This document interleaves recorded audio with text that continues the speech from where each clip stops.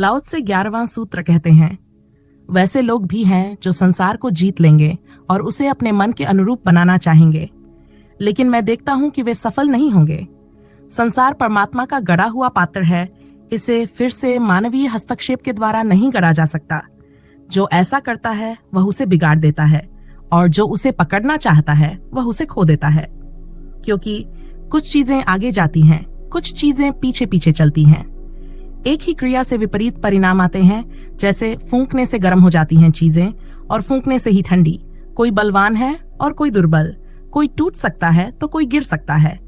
इसलिए संत अति से दूर रहता है, अपव्यय से बचता है और अहंकार से भी। चलिए अब इस सूत्र को गहराई से समझते हैं। हर इंसान के मन में कुछ आदर्श और अपेक्षाएं होती हैं, खासकर जो लोग अत्यधिक महत्वाकांक्षी होते हैं। वे इन आदर्शों को वास्तविकता में बदलने की कोशिश करते हैं। वैज्ञानिक और समाज के नेता ये सभी प्रयास करते हैं कि इंसान को अपने मन के अनुरूप डाल लिया जाए, लेकिन जब भी ऐसा करने में सफलता मिलती है, अंततः यह असफलता में बदल जाती है। उदाहरण के लिए, क्या हम नहीं चाहेंगे कि इंसान ऐसा हो जिसमें क्रोध ना हो, घृणा ना हो, वैमनस्य ना हो, जलन ना हो? दुनिया के आदर्शवादी और यूटोपियन विचारधाराएं यही सोचती रही हैं। आज हमारे पास विज्ञान की शक्ति है कि हम प्रयोगशालाओं में इंसान को क्रोधहीन बना सकते हैं, लेकिन इसका परिणाम क्या होगा? अगर हम क्रोध उत्पन्न करने वाले हार्मोन को हटा दें, तो इंसान में जीवन की ऊर्जा भी खत्म हो जाएगी। वह ऐसा नपुंसक बन जाएगा जिसमें ना कोई बल होगा, ना कोई तेज। वह रीढ़हीन बन जाएगा। गाली सुनकर भी उसे कुछ महसूस नहीं होगा, क्योंकि उस पर चोट करने वाली ग्रंथि ही नहीं रहेगी। क्या ऐसा इंसान हमें स्वीकार्य होगा? शायद कुछ लोगों को यह पसंद आए। हिटलर और स्टालिन जैसे तानाशाहों को ऐसा समाज अच्छा लगेगा जहां विरोध, बगावत और क्रोध ना हो। लेकिन ऐसे में इंसान की गरिमा खत्म हो जाएगी। वह घास पात की तरह बन जाएगा, जिसे काट दिया जाए तो भी वह विनम्रता से कट जाएगा। ये सब देखकर हमें एहसास होगा कि हमारी सफलता असफलता बन गई है। हम अक्सर समानता की आकांक्षा करते हैं, चाहते हैं कि सभी बच्चों की प्रतिभा और स्वास्थ्य समान हो। वैज्ञानिक आज ऐसा संभव बनाने के प्रयास कर रहे हैं। जन्म के साथ ही ये सुनिश्चित किया जा सकता है कि हर बच्चा समान हो, लेकिन इसका परिणाम क्या होगा? ये समानता हमें एकरसता और नीरसता की ओर ले जाएगी। इंसान रोबोट की तरह बन जाएगा, जिसमें विविधता और स्वतंत्रता नहीं होगी। समानता के विचार के पीछे समाजवादी और साम्यवादी सोचते हैं कि वर्गहीन समाज बनना चाहिए, लेकिन हमें यह समझना होगा कि केवल गरीबी अमीरी का वर्ग ही नहीं, हजारों वर्ग हैं। सुंदर और कुरूप, बुद्धिमान और बुद्धिहीन, स्वस्थ और अस्वस्थ, इन वर्गों के बीच का अंतर और गहरा है। सबसे बड़ा संघर्ष बुद्धिमान और बुद्धिहीन के बीच होता है। बुद्धिमान व्यक्ति हमेशा हावी हो जाता है, उसकी सत्ता कभी समाप्त नहीं होती। अगर धन नहीं रहेगा तो भी वह अपनी बौद्धिक क्षमता से समाज पर हावी रहेगा। सत्ता का यह खेल हमेशा चलता रहेगा। कोई सिर झुकवाता है और कोई सिर झुकाता है। इन दोनों के बीच का फासला हमेशा बना रहेगा। इंसान की प्रकृति में यह भेद स्वाभाविक है, जिसे मिटाना असंभव है। अंतिम संघर्ष और सबसे बड़ा वर्ग संघर्ष बुद्धिमान और बुद्धिहीन के बीच है। अगर इस संघर्ष को समाप्त करना है तो बुद्धिमत्ता को मिटाना होगा, और जिस दिन ऐसा हुआ उस दिन इंसान भी मिट जाएगा। शायद यही कारण है कि असमानता प्रकृति का नियम है और समानता केवल एक कल्पना। इसमें यदि हम सफल ना हो तो बेहतर है, क्योंकि सफल होना विनाशकारी हो सकता है। हर इंसान चाहता है कि वह संसार को अपने मन के अनुसार बना ले। जीत का असली आनंद इसी में है कि सब कुछ हमारे नियंत्रण में हो, हमारी इच्छा के अनुसार डले। दो तरह के लोग हैं जो इस जीत की इच्छा रखते हैं, एक राजनीतिज्ञ और दूसरे धार्मिक गुरु। राजनीतिज्ञ सबसे पहले सत्ता प्राप्त करता है और फिर समाज को अपने अनुरूप डालने का प्रयास करता है। स्टालिन इसका सबसे बड़ा उदाहरण है। 20 करोड़ की आबादी में उसने 1 करोड़ लोगों को मार डाला, केवल इस लक्ष्य के लिए कि समाज को समान बना सके। यह हत्या उसकी दृष्टि में आदर्शवादी थी, क्योंकि वह किसी व्यक्तिगत द्वेष के लिए नहीं, बल्कि समाज को बदलने के लिए ऐसा कर रहा था। सिकंदर भी यही चाहता था। उसने दुनिया को जीतने का सपना इसलिए देखा ताकि सबको एकजुट कर सके। हिटलर का भी यही विचार था। वह मानता था कि केवल शुद्ध आर्य जाति ही बचने योग्य है। उसने लाखों यहूदियों को मार डाला क्योंकि वे उसकी दृष्टि में नीच जाति के थे। ये सारी हिंसा उसके एक आदर्श के नाम पर की गई, शुद्ध मानव, शुद्ध रक्त और एक श्रेष्ठ समाज बनाने के लिए। धार्मिक गुरुओं का तरीका अलग है। वे सीधे सत्ता प्राप्त करने की कोशिश नहीं करते, बल्कि इंसान को बदलने का प्रयास करते हैं। जैसे जैसे लोग उनके उपदेशों को मानने लगते हैं, उनकी ताकत बढ़ती जाती है। लेकिन सच्चे धार्मिक व्यक्ति जैसे बुद्ध, कृष्ण या लाओ त्से आपको बदलने की कोशिश नहीं करते। वे आप पर किसी तरह का नियंत्रण नहीं चाहते। उनके पास कुछ ऐसा है जो उन्होंने अपने अनुभव से पाया है और वे बस इसे साझा करना चाहते हैं। यदि आप बदलते हैं तो वह आपकी अपनी जिम्मेदारी है। बुद्ध आपको कुछ सिखाने या बदलने नहीं आते, बल्कि सिर्फ ये दिखाने आते हैं कि दिया कैसे जलाया जा सकता है। लाओ त्से कहते हैं, ऐसे लोग जो समाज को बदलना चाहते हैं वे सफल नहीं होंगे। ऐसा इसलिए नहीं कि उनके पास ताकत या ज्ञान की कमी है, बल्कि इसलिए क्योंकि यह प्रकृति के नियम के विरुद्ध है। जितना भी प्रयास किया जाए, इंसान को पूरी तरह से बदल पाना संभव नहीं है। लाओ त्से सूत्र में आगे कहते हैं, संसार परमात्मा का गढ़ा हुआ पात्र है। इसे फिर से मानवीय हस्तक्षेप के द्वारा नहीं गढ़ा जा सकता। ये जगत विराट है, जिसका अंतहीन और आदिहीन फैलाव है। लेकिन इंसान की समझ कितनी संकीर्ण है। जैसे कोई व्यक्ति अपने घर की खिड़की से आकाश को देखे और सोचे कि आकाश इतना ही है। इस संकीर्ण समझ से इस विराट जगत को बदला नहीं जा सकता। और जब तक हम पूरे को न समझ लें, तब तक हर बदलाव आत्मघात होगा, क्योंकि पूरे को जाने बिना किए गए किसी भी कार्य के परिणाम का हमें कोई अंदाजा नहीं हो सकता। इसका उदाहरण अपने आसपास देखें। एक व्यक्ति है जो वर्षों से आदिवासी बच्चों को शिक्षा देने का काम कर रहे हैं। उनका कार्य महान माना जाता है। देश के बड़े नेता उनके चरणों में सिर झुकाते हैं। लेकिन जब एक व्यक्ति ने उनसे पूछा, अगर आप पूरी तरह सफल हो गए और सभी आदिवासियों को शिक्षित कर दिया तो इसका परिणाम क्या होगा? जो पहले कभी आदिवासी थे, आज शिक्षित होकर क्या कर रहे हैं? इन सवालों पर उन्होंने कभी विचार नहीं किया था। वे थोड़े असहज हो गए। लोग उनकी प्रशंसा करते हैं, दान देते हैं, सुविधाएं मुहैया कराते हैं ताकि वे सेवा कार्य जारी रख सकें। अशिक्षित को शिक्षित करना एक महान कार्य माना जाता है, इसमें संदेह की कोई जगह नहीं। लेकिन कोई ये नहीं देखता कि शिक्षित लोग क्या कर रहे हैं। अगर कोई ध्यान से देखे तो शायद ये सवाल उठे कि अशिक्षित को शिक्षित करना सेवा है या नहीं। आदिवासियों को शिक्षित करके हम उन्हें क्या बनाएंगे? अधिक से अधिक वे उन्हीं जैसे बन जाएंगे जो आज शिक्षित हैं। लेकिन शिक्षित लोग कहाँ पहुंचे हैं? और ये भी नहीं देखते कि अपनी शिक्षा देकर हम आदिवासियों से क्या छीन रहे हैं। वे इसका विरोध करने की स्थिति में नहीं हैं। उन्हें हमारा हर निर्णय झेलना ही पड़ेगा, और जब हम सफल हो जाएंगे तब हमें एहसास होगा कि हमने क्या किया। आज अमेरिका दुनिया का सबसे शिक्षित देश है, लेकिन वहां के विश्वविद्यालयों में जो स्थिति है उससे अधिक अशिक्षित स्थिति कहीं और देख पाना कठिन है। वहां शिक्षा ने लोगों को समाज, व्यवस्था और परंपरा के प्रति घृणा से भर दिया है। माँ बाप जो अपने बच्चों को शिक्षित करने में त्याग करते हैं, उनके प्रति भी वही बच्चे नफरत से भरे होते हैं। इस विफलता का कारण यह है कि हमने जीवन की जटिल रचना को समझे बिना शिक्षा को महत्वाकांक्षा से जोड़ दिया। आदिवासी बच्चों को भी ये सिखाया जाता है कि पढ़ोगे लिखोगे तो नवाब बनोगे, लेकिन हर कोई नवाब नहीं बन सकता। जब उनकी महत्वाकांक्षा पूरी नहीं होती तो वे विद्रोही हो जाते हैं। हमने बच्चों को सिखाया कि शिक्षा से सुख मिलेगा। उन्होंने अपनी जिंदगी का पहला हिस्सा इस आशा में बिता दिया, लेकिन जब वह सुख नहीं मिलता तो बाकी जीवन निराशा में बीतता है। और ये सवाल कभी नहीं उठता कि हमने ये चक्र क्यों शुरू किया। मैंने न्यूज़पेपर के आर्टिकल में एक प्रोफेसर पिता का इंटरव्यू पढ़ा। वे कह रहे थे कि उनका बेटा जो अभी हाई स्कूल में है, वह हिप्पी बनना चाहता है। जब वे उसे समझाते हैं तो वह सवाल करता है, अगर मैं पढ़ लिख कर आप जैसा प्रोफेसर बन भी गया तो मुझे क्या मिलेगा? आपको क्या मिला है? वह पिता ईमानदार हैं। उन्होंने स्वीकार किया कि उनके पास इस सवाल का कोई ठोस जवाब नहीं है। उनके खुद के पिता ने भी उनसे यही कहा था कि पढ़ाई से सब कुछ मिलेगा। उसी आशा में उन्होंने मेहनत की, लेकिन अब समझते हैं कि कुछ भी हासिल नहीं हुआ। वे अपने बेटे को झूठा जवाब नहीं देना चाहते, लेकिन ये डर भी है कि अगर बेटा पढ़ाई छोड़ देगा तो उसकी जिंदगी खराब हो जाएगी। लेकिन वे ये भी जानते हैं कि उनकी अपनी जिंदगी भी खराब हो चुकी है। इससे पता चलता है कि जिंदगी खराब करने के दो तरीके हैं, एक व्यवस्थित रूप से और दूसरा अव्यवस्थित रूप से। लड़का सोचता है जब जिंदगी खराब होनी ही है तो अपनी मर्जी से क्यों न खराब की जाए, दूसरों की मर्जी से खराब क्यों करें? यह सवाल पहले के अशिक्षित बच्चे ने कभी अपने पिता से नहीं पूछा। वे पिता के मूल्यों पर सवाल नहीं उठाते थे। लेकिन आज का शिक्षित बच्चा सवाल करता है, तर्क करता है, वह हर चीज पर विचार करता है और बिना सोचे कुछ भी मानने को तैयार नहीं होता। इसका परिणाम यह है कि आज के माता पिता और शिक्षक अनुशासनहीनता की शिकायत करते हैं। शिक्षा ने महत्वाकांक्षा को जगा दिया है। आज शिक्षित व्यक्ति अपने ऊपर किसी का अधिकार स्वीकार नहीं करता।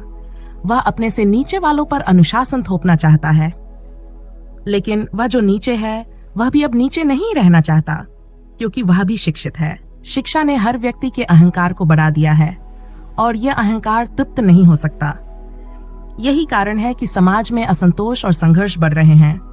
लाओ त्से कहते हैं कि यह दुनिया विराट है, इसे मानवीय हस्तक्षेप से बदला नहीं जा सकता। लेकिन इंसान हर जगह हस्तक्षेप करना चाहता है। वह छोटी छोटी बातों में भी अपनी उपस्थिति दर्ज कराना चाहता है।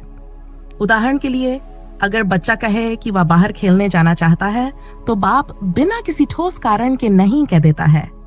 यह नहीं कहने का आनंद अहंकार का लक्षण है। लोग नहीं कहकर खुद को बड़ा महसूस करते हैं। क्लर्क जो खाली बैठा है फिर भी आज नहीं हो सकता कहता है, क्योंकि इससे उसे अपनी ताकत का एहसास होता है। एक विचारशील व्यक्ति हमेशा हाँ कहने की कोशिश करेगा। नहीं वह तभी कहेगा जब कोई विकल्प ना हो, और अगर नहीं कहेगा भी तो इस तरह से कि सामने वाले को चोट ना पहुंचे।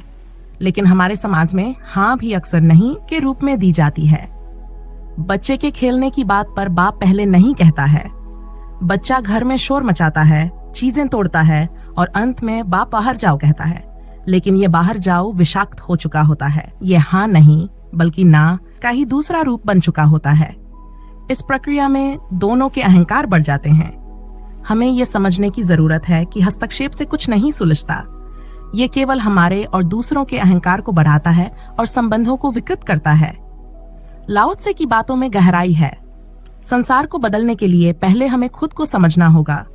हमारी हस्तक्षेप करने की आदत सहज ही बनी हुई है। हम हर जगह हर चीज में हस्तक्षेप करने की कोशिश करते हैं। जहां तक हमारी पहुंच होती है वहां तक रुकावटें डालना ही हमें ताकतवर महसूस कराता है। लेकिन यह हस्तक्षेप करने वाला मन, यह रुकावट डालने वाला स्वभाव जीवन को दुख और नरक में बदल देता है, चाहे व्यक्तिगत स्तर पर हो या सामाजिक स्तर पर। अगर नरक बनाना हो तो नहीं को अपने जीवन का मूल मंत्र बना लें, और अगर स्वर्ग बनाना हो तो हाँ को जीवन का दृष्टिकोण बना लें। स्वीकृति, सहजता और तथाता को अपनाएं। जीवन को उसकी स्वाभाविक धारा में बहने दें। यह बड़ा ही अद्भुत है कि जो व्यक्ति हस्तक्षेप करना छोड़ देता है उसके भीतर शांति का एक ऐसा बीज पनपता है जिसे कभी नष्ट नहीं किया जा सकता। जो व्यक्ति जीवन को जैसा है वैसा ही स्वीकार कर लेता है उसे कोई अशांत नहीं कर सकता। उसे किसी झगड़े या संघर्ष में घसीटा नहीं जा सकता। वह हर कलह से बाहर रहता है। लाओ त्से कहते हैं, उस तिनके की तरह बनो जो नदी से कोई झगड़ा नहीं करता। वह सहजता से बहता है। लेकिन जो तिनका लड़ता है वह भी बहेगा, क्योंकि उसके पास कोई और विकल्प नहीं है। लेकिन वह मजबूरी में, दुख में और संघर्ष में बहता है। वह हर पल हारता है, पीड़ा से भरता है और अंततः टूट जाता है। नदी की धारा में बहने वाले दो तिनकों को देखिए। एक लड़ाई करता हुआ बहता है, थका हुआ, असफल और दुखी। उसका सारा जीवन संघर्ष में बीत जाता है। रास्ते के किनारे जो सुंदर वृक्ष हैं, पक्षियों के गीत हैं, आकाश में सूरज और तारों की छटा है, वह सब उसे दिखाई नहीं देता। वह इन अद्भुत अनुभवों से वंचित रह जाता है। वहीं दूसरा तिनका नदी के साथ सहजता से बहता है। उसने नदी को अपना वाहन बना लिया है। वह नित्य और आनंद में डूबा हुआ है। उसका हर पल एक तीर्थ यात्रा बन जाता है। जब वह सागर में गिरता है तो यह उसके लिए एक दिव्य मिलन जैसा होता है। ध्यान रखें, अगर छोटा विराट के साथ हो तो विराट भी छोटे का वाहन बन जाता है। लेकिन अगर छोटा विराट से लड़ता है तो वह अपने ही खिलाफ हो जाता है। दोनों तिनके सागर में पहुंचेंगे, लेकिन एक थका, टूटा और असफल होकर, दूसरा आनंद से भरा, नृत्य करता हुआ और यात्रा के हर अनुभव को अपने भीतर समेटे हुए। जीवन के बस दो ही तरीके हैं, या तो आप संघर्ष और नहीं की राह चुनें या फिर स्वीकृति और हाँ की राह। लाओ त्से सूत्र में आगे कहते हैं, जो हस्तक्षेप करता है वह उसे बिगाड़ देता है और जो उसे पकड़ना चाहता है वह उसे खो देता है। इस संसार को जो बदलने की कोशिश करता है वह इसे बिगाड़ ही देता है। ये सिर्फ समाज के लिए नहीं, बल्कि व्यक्ति के अपने लिए भी सही है। कई लोग दूसरों को बदलने की फिक्र में रहते हैं, तो कुछ खुद को बदलने में लगे रहते हैं। वे सोचते हैं कि उनके भीतर का क्रोध, वासना और गलतियां खत्म हो जाएं और केवल प्रेम, सत्य और शुद्धता बची रहे। इस कोशिश में वे खुद से लड़ते हैं। लाओ त्से कहते हैं कि ऐसा करने वाले साधु नहीं होते। असली साधु वह है जो खुद को पूरी तरह स्वीकार करता है जैसा वह है, और यह स्वीकार्यता ही उसे पवित्र बना देती है। लेकिन यह बदलाव कोशिश से नहीं, स्वीकृति से आता है। जब हम अपने क्रोध को स्वीकार कर लेते हैं तो क्रोध स्वतः ही क्षीण हो जाता है, क्योंकि क्रोध का अर्थ ही अस्वीकार है। जब हम अपनी बुराइयों को स्वीकार कर लेते हैं तो हम दूसरों की बुराइयों के प्रति भी कठोर नहीं रह जाते। लेकिन जो अपनी कमियों को स्वीकार नहीं करते, वे दूसरों की गलतियों प्रति भी कठोर रहते हैं। ऐसे लोगों को महात्मा कहा जाता है, लेकिन लाओ त्से इन्हें महात्मा नहीं मानते। लाओ त्से कहते हैं कि सही और गलत एक ही सिक्के के दो पहलू हैं। अगर आप अपने भीतर क्रोध को काट देंगे तो प्रेम भी कट जाएगा। अगर आप चाहते हैं कि आपके कोई शत्रु ना हो तो मित्र भी नहीं बनेंगे, क्योंकि शत्रु बनने के लिए पहले मित्र बनाना पड़ता है। आधुनिक मनोविज्ञान भी कहता है कि व्यक्ति जितनी भी कोशिश करे वह अपनी प्रकृति को नहीं बदल सकता। धर्मगुरु अक्सर ये बात नहीं मानते, क्योंकि उनका व्यवसाय इसी पर निर्भर करता है कि लोग बदले जा सकते हैं। वे आपको ये भरोसा देते हैं कि वे आपको बदल देंगे, जबकि सच्चाई यह है कि आप जैसे हैं वैसे ही रहेंगे। लाओ त्से का संदेश है कि खुद को और इस संसार को स्वीकार करना ही सच्चा साधुत्व है। अगर आप अपने अतीत पर नजर डालें तो पाएंगे कि आप भीतर से नहीं बदले हैं। आपके कपड़े बदल गए होंगे, आपका शरीर बदल गया होगा, लेकिन आपकी असली प्रकृति वैसी ही है। आपके जीवन जीने के तरीके बदल गए होंगे, लेकिन भीतर की गहरी सच्चाई वही है। ये जानकर निराश मत हो कि इसका मतलब है कि कुछ बदला नहीं जा सकता। हकीकत यह है कि जब तक आप बदलने की कोशिश करते हैं, कुछ भी नहीं बदलता। लेकिन जब आप खुद को पूरी तरह स्वीकार कर लेते हैं, तब बदलाव अपने आप होता है। स्वीकृति का मतलब है खुद से कहना, मैं ऐसा हूँ, चाहे बुरा हूँ या भला, क्रोधी हूँ या ईर्ष्यालु। यह सत्य को स्वीकारने का पहला कदम है। जब आप खुद को जैसा है वैसा स्वीकार कर लेते हैं, तो आपकी छोटी सोच और सीमाएं समाप्त हो जाती हैं। आप उस विराट का हिस्सा बन जाते हैं जिसने आपको बनाया है। जैसे ही आप अपने को बनाना छोड़ देते हैं, परमात्मा खुद आपको बनाने में लग जाता है। लेकिन उसकी बनावट अलग है। वह आपकी क्षुद्रता को हटाकर आपको विराट की ओर ले जाता है। लाओ त्से कहते हैं कि जो अपने जीवन को बदलने की कोशिश करता है, वह उसे और बिगाड़ देता है। जो जीवन को अपनी पकड़ में करना चाहता है, वह उसे खो देता है। निसर्ग या प्रकृति को पकड़ने की कोशिश नहीं की जा सकती, लेकिन जो खुद को निसर्ग में छोड़ देता है, जो उसके साथ बहने लगता है, निसर्ग उसका साथी बन जाता है। वह निसर्ग की आत्मा से जुड़ जाता है। यही सच्ची स्वीकृति है और यहीं से असली बदलाव शुरू होता है। लाओ त्से सूत्र में आगे कहते हैं, क्योंकि कुछ चीजें आगे जाती हैं और कुछ चीजें पीछे पीछे चलती हैं। हमें इस बात का एहसास नहीं होता कि कुछ चीजें आगे बढ़ती हैं और कुछ पीछे पीछे चलती हैं। जैसे स्वीकार्यता आगे बढ़ती है और क्रांति पीछे चलती है। लोग अजीब होते हैं। वे कहते हैं कि परमात्मा ने इंसान को बनाया, लेकिन फिर भी वे खुद को स्वीकार नहीं कर पाते। कहते हैं कि भीतर आत्मा है, लेकिन उसे भी नहीं स्वीकारते। वे कहते हैं कि हम प्रभु की कृति हैं, लेकिन उसमें भी बदलाव करना चाहते हैं। अगर परमात्मा ने इंसान को बनाने से पहले उनकी राय ली होती, तो शायद इंसान कभी बन ही नहीं पाता, क्योंकि हम हमेशा योजनाएं बदलते रहते हैं। जब इंसान खुद को बदलने की बात करता है, तब वह परमात्मा का अस्वीकार कर देता है। लाओ त्से कहते हैं, कुछ चीजें आगे चलती हैं और कुछ पीछे। जो पीछे चलती हैं, उन्हें जबरदस्ती आगे लाने की कोशिश मत करो। ऐसा करने से भूल हो जाती है। गेहूं बोओ तो भूसा अपने आप हो जाता है। भूसे को बोने की कोशिश करो तो कुछ भी नहीं होगा। गेहूं के साथ भूसा परिणाम है, बीज नहीं। लेकिन हम परिणाम को ही बीज बनाने की कोशिश करते हैं। लोग चाहते हैं कि वे शांत और आनंदित हो जाएं, लेकिन ये परिणाम है, बीज नहीं। आप आनंद को सीधे नहीं पकड़ सकते। आनंद एक परिणाम है, बीज है कुछ और, जैसे कि स्वीकार्यता। लाओ त्से का सबसे मूल्यवान सूत्र है स्वीकार्यता। लाओ त्से कहते हैं, दुख को स्वीकार कर लो और तुम आनंदित हो जाओगे। सुख को भी स्वीकार मत करो तो दुखी रहोगे। दुख को स्वीकार करने पर दुख गायब हो जाता है, क्योंकि स्वीकार के लिए दुख का कोई अस्तित्व नहीं। इसीलिए पुराने ऋषियों ने स्वीकृति और संतोष को इतना महत्व दिया है।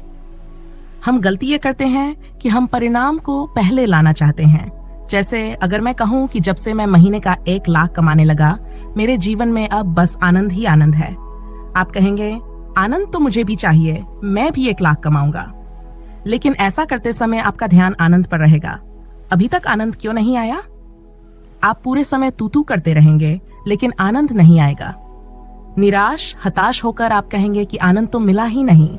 जिसे ये भी ध्यान नहीं रहता कि आनंद आ रहा है या नहीं, वही आनंद का अनुभव करता है। आनंद परिणाम है, बीज नहीं। जो परिणाम को बीज समझता है, वह उसे कभी नहीं पाता। इसलिए दुनिया में आनंद प्राप्त करने की जो भी विधियां हैं, वे आपके लिए असफल हो जाती हैं, क्योंकि आप विधियों में डूबते ही नहीं। जो आनंद लेने के लिए विधि अपनाता है, वह उसे पाता ही नहीं। उसकी सचेतना ही बाधा बन जाती है। आनंद छाया की तरह आता है, पीछे पीछे। उसे सीधे पकड़ने की कोशिश करने वाला हमेशा हार जाता है। लाओसे सूत्र में आगे कहते हैं, एक ही क्रिया से विपरीत परिणाम आते हैं। जैसे फूंकने से गर्म हो जाती हैं चीजें और फूंकने से ही ठंडी। अगर मुझे 1 लाख से आनंद मिल रहा है, तो ये जरूरी नहीं है कि आपको भी 1 लाख से आनंद मिले। आपको शायद इससे दुख भी हो सकता है। असल में आनंद और दुख क्रियाओं पर निर्भर नहीं करते। सब कुछ उस व्यक्ति पर निर्भर करता है जो क्रिया कर रहा है। हनुमान जी से अगर आप पूछें, तो वह कहेंगे कि बस राम राम करना काफी है। उनके लिए राम नाम में परम आनंद है। लेकिन आपको वह आनंद शायद ना मिले। आप कितनी भी बार राम राम करें, कुछ भी अनुभव ना हो। थोड़ी देर बाद आप कहेंगे, अरे ये सब छोड़ो, धन कमाओ, उसमें ही ज्यादा आनंद है। और फिर आप हनुमान की बातों को झूठा मान लेंगे। सोचेंगे, अरे आखिर वह तो बंदर ठहरे, उन्हें क्या आनंद आया होगा, यह सब धोखा है। लेकिन हनुमान जी को आनंद आया है, वह उनकी सच्चाई है। अब देखिए, कई महिलाएं सीता जी बनने की कोशिश करती हैं, लेकिन वह मुश्किल में पड़ जाएंगी, क्योंकि सीता जैसा बनना संभव नहीं। सीता या तो होती है या नहीं होती। राम जी ने जब सीता जी को जंगल में भेजा, तब भी सीता आनंदित और अनुग्रहित थीं। उनका प्रेम और भरोसा इतना गहरा था कि वह जानती थीं कि राम का भरोसा उन पर इतना अटूट है कि वह उन्हें जंगल भेज सकते हैं, बिना उनसे कुछ पूछे। लोग कह सकते हैं कि यह अन्याय है। राम ने सीता को घर से बाहर निकाल दिया, यह गलत है। लेकिन गहराई से देखें तो सीता ये जानती थी कि राम का प्रेम और भरोसा इतना विशाल है कि इसमें डरने या दुखी होने की जरूरत नहीं। यह समझना आसान नहीं है, लेकिन यही सच्चा प्रेम है।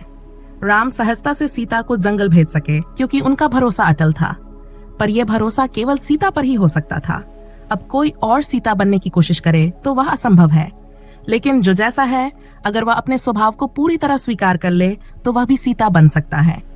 जीवन जो भी लाए, सुख दुख यश अपयश, उसमें हृदय प्रफुल्लित हो, तो हर कोई सीता हो सकता है।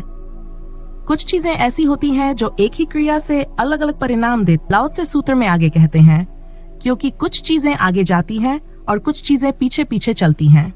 लाओत्से सूत्र में आगे कहते हैं, कोई बलवान है और कोई दुर्बल, कोई टूट सकता है तो कोई गिर सकता है।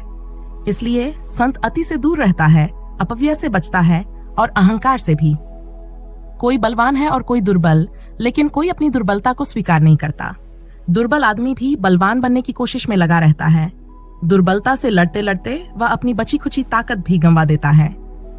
इसी तरह जो बलवान है, वह भी निश्चिंत नहीं होता। वह भी किसी और से दुर्बल महसूस करता है। आज वह बलवान है, लेकिन कल उसका बल क्षीण हो सकता है। बुढ़ापा आएगा और जो आज ताकत है, कल नहीं रहेगी।